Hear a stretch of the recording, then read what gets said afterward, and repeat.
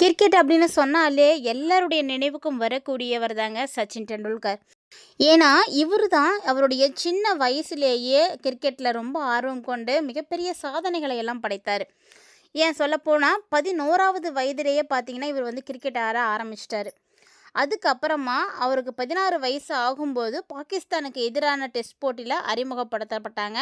24 ஆண்டுகளுக்கு மேலா உள்நாட்டில் மும்பை அணிக்காகவும் சர்வதேச அளவில் இந்தியாவுக்காகவும் விளையாடினவர் அப்படின்றதுனால மிகப்பெரிய சாதனைகளை எல்லாம் படைத்தவர் அப்படின்னு சொல்லுவாங்க. அதனால தாங்க எல்லாரும் கிரிக்கெட் விளையாடுறோம் அப்படின்னு சொன்னாலே அவங்கள அறியாமலேயே சொல்லக்கூடிய பேர் தான் சச்சின் டெண்டுல்கர். இவர் வந்து பார்த்தீங்கன்னா மிகப்பெரிய சாதனைகளை எல்லாமே வந்து செய்தார். அதுவும் குறிப்பாக இந்தியாவில் தேசிய பெருமையினுடைய சின்னமாகவே வந்து இவர் தான் வந்து கருதப்படுறாரு.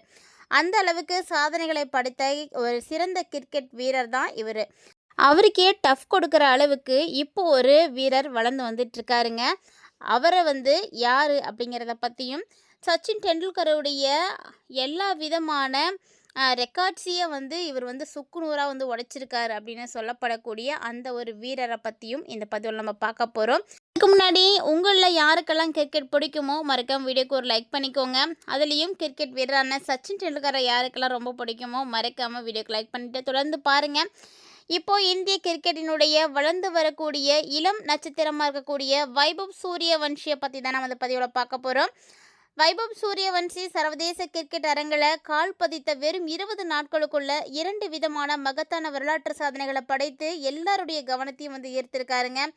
ஸோ இவர் அப்படி என்ன விஷயத்தை செய்தார் அப்படின்றத நம்ம பார்க்கலாம். டெண்டுல்கர் எப்படி சின்ன வயசுலேயே பாகிஸ்தான் டெஸ்ட்டுக்கு எதிராக வந்து விளையாடி சாதனை படைத்தாரோ அதே மாதிரி தாங்க இந்த வைபவ் சூரியவன்ஷியும். இவருக்கும் பார்த்தீங்கன்னா 15 வயசு தான் ஆகுது.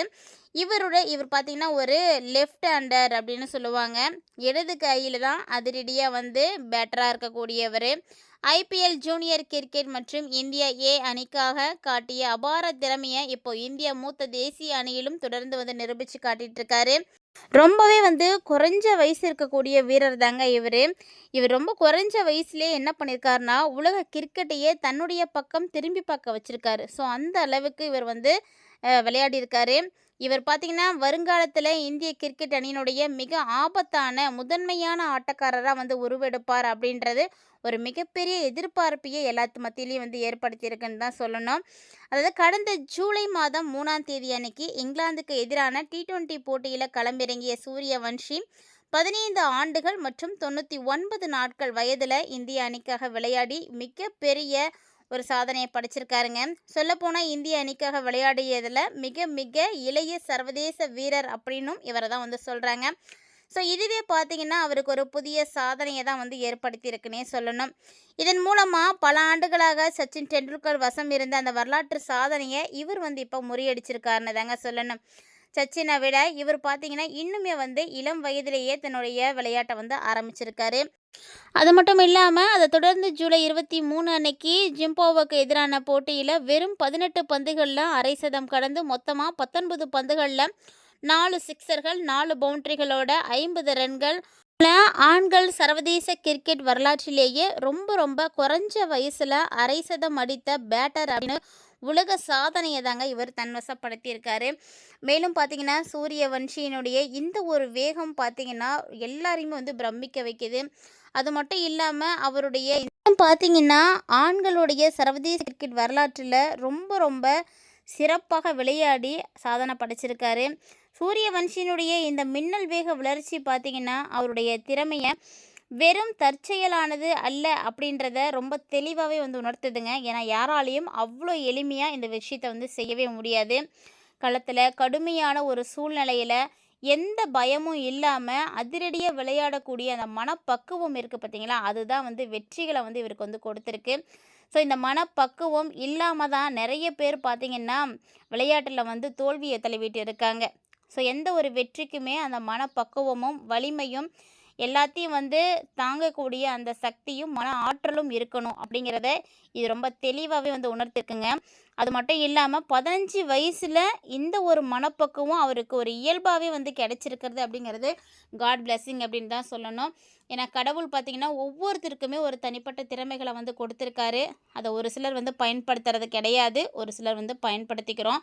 ஸோ அப்படி தான் சூரியவன்ஷி தன்னுடைய விளையாட்டின் மூலமாக அவருக்கு இருக்கக்கூடிய அந்த திறமையை இப்போ உலகறிய செய்திருக்காரு. சச்சின் டெண்டுல்கருடைய ரெக்கார்ட் பீட் பண்ணிட்டாரு அப்படின்னா பார்த்துக்கோங்களேன். அப்போ எந்த அளவுக்கு இவருக்கு திறமை இருக்குது அப்படின்னு. ஏன் சொல்கிறேன்னா, எல்லாருக்குமே கிரிக்கெட்னாவே கண்ணை மூடினா கண்ணை மூடிட்டு எல்லாரும் சொல்லக்கூடிய ஒரு பேர்னா அது சச்சின் பேர் மட்டும்தான். ஸோ அவரையே ஒருத்தர் வந்து பீட் பண்ணிட்டாரு அப்படிங்கும்போது எல்லாருமே வந்து அதை பிரமிப்பாக தான் பார்க்குறாங்க, வியந்து தான் பார்க்குறாங்க. இவ்வளோ சின்ன வயசில் இந்த அளவுக்கு ஒரு ஆக்டிவ் வந்து எப்படி கிடைச்சிது? எவ்வளோ பெரிய வீரர்கள்லாம் இருக்காங்க. இருந்தாலுமே கூட சின்ன வயசில் இந்த சூரியவன்ஷி செய்யக்கூடிய விஷயங்கள் பார்த்திங்கன்னா எல்லாருக்குமே வந்து பிடிச்சிருக்கு. ஸோ இவருடைய ஸ்டைலே வந்து தனியாக இருக்குது. அது இல்லாமல் லெஃப்ட் ஹேண்ட் பேட்டராக இருக்கார். ரைட் ஹேண்டில் ஆடினாலே ஒரு சிலர் வந்து நல்லா விளையாட முடியல, ரன் எடுக்க முடியாமல் கஷ்டப்பட்டுட்டு இருக்காங்க.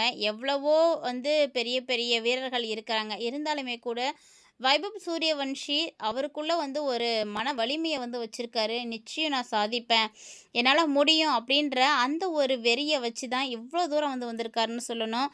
வரக்கூடிய ஆசிய விளையாட்டுப் போட்டிகள், அதாவது 2027 ஒரு நாள் உலகக்கோப்பை மற்றும் 2028 ஒலிம்பிக் தொடர்களில் இந்திய அணியினுடைய முதன்மை வீரராக கண்டிப்பாக சூரியவன்ஷி தான் வந்து இருக்க போகிறாரு. அந்த மாதிரி தாங்க நமக்கு அப்படி வந்து கிடச்சிருக்கு. ஸோ சூரியவன்ஷியினுடைய இந்த ஒரு வெற்றியானது எப்படி இருக்க போகுது அப்படின்றத நம்ம பொறுத்திருந்து பார்க்கலாம்.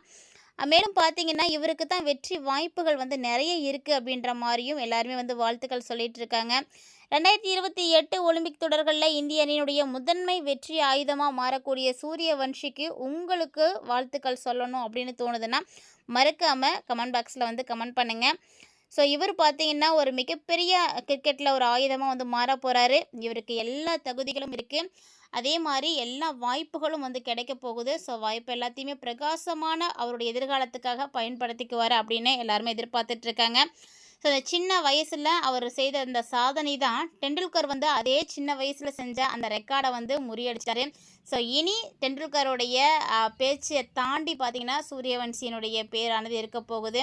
அந்த இடத்த அவர் இப்பயே வந்து பிடிச்சிட்டாருங்க. ஸோ இனி அவருடைய காலத்தில் அவர் இன்னும் வந்து இந்த மிகப்பெரிய ஒரு வீரராக வந்து வளர்ந்து வருவார்.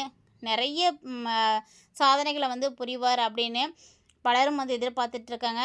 கண்டிப்பாக வந்து இந்திய அணிக்காக அவர் வந்து விளையாடுறது எல்லாருமே வந்து பெருமையாக நினைக்கக்கூடிய விஷயந்தான்.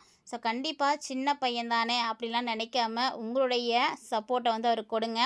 ஸோ ஒவ்வொருத்தருக்கும் ஒவ்வொருத்தங்களுடைய சப்போர்ட்டு தான் வந்து அடுத்தடுத்து அவங்க வளர்கிறதுக்கு உதவியாக இருக்கும். ஸோ வைபவ் சூரியவன்ஷியினுடைய இந்த ஒரு திறமைக்கு நிச்சயமாக எல்லோரும் வாழ்த்துக்கள் சொல்லுவீங்கன்னு நினைக்கிறேன். கண்டிப்பாக வந்து உங்களுடைய வாழ்த்துக்கள் வந்து பகிர்ந்துக்கோங்க. மேலும் பார்த்தீங்கன்னா இந்த சின்ன வயசில் இந்த ஒரு சாதனையை படைத்து எல்லாரையுமே வந்து வியப்பில் ஆழ்த்தியிருக்காருங்க. ஸோ எல்லாரும் வந்து மிரண்டு போய் பார்த்துட்ருக்காங்க. உங்களில் யாருக்கெல்லாம் வைபவனுடைய பேட்டிங் ஸ்டைல் பிடிக்கும் அப்படின்னா மறக்காமல் கமெண்ட் பண்ணுங்கள். மேலும் இந்த மாதிரியான அப்டேட்ஸ்லாம் நீங்கள் பார்த்து தெரிஞ்சுக்கிறதுக்கு மறக்காமல் நம்ம சேனலை சப்ஸ்கிரைப் பண்ணிவிட்டு ஃபாலோ பண்ணிக்கோங்க.